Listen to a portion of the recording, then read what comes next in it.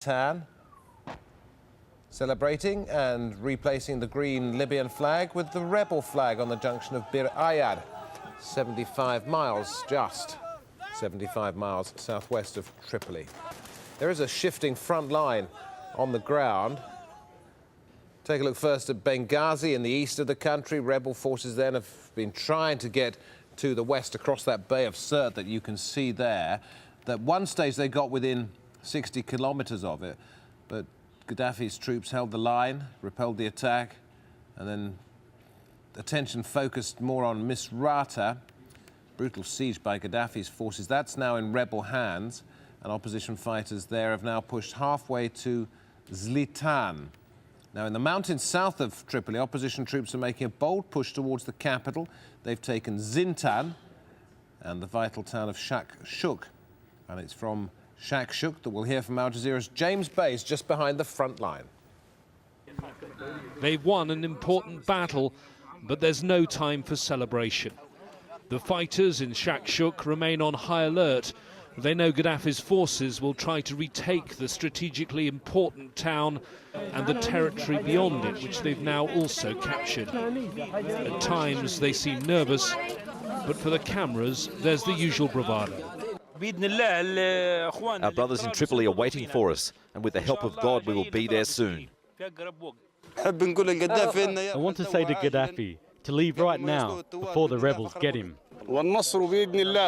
I want to tell him he will not succeed. Victory will be for the rebels. May Libya be free.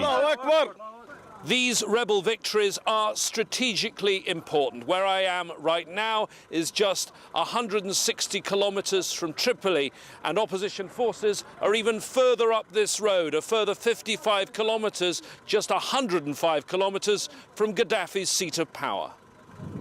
Gaddafi's troops had been based at the electricity station in Shakshuk, which supplies many of the mountain towns. They'd cut the power, which also affected water supply and the mobile phone network. The electricity has now been switched back on. In the barracks used by the Gaddafi forces, evidence that they left in a hurry. The food supplies they abandoned, now fodder for the mountain goats. There was no heavy fighting here. They fled when part of their camp was hit by mortars. It is perhaps an indication of a lack of resolve. But taking Shakshuk presents fresh challenges for the opposition. Their supply lines will become longer. Already fuel is limited, and they complain about a lack of weapons and ammunition, although we were shown some new guns which have arrived in the last few days. This a brand new assault rifle. And for the first time, these fighters will now be advancing on the plains, well beyond the familiar territory of their mountain strongholds. James Bays, Al Jazeera, Shakshuk, Western Libya. Comprehensive coverage of events in Libya and indeed across the whole of the Middle East and North Africa. The Arab Awakening, unrivaled coverage here on Al Jazeera and on our website too, aljazeera.net/English. Al Jazeera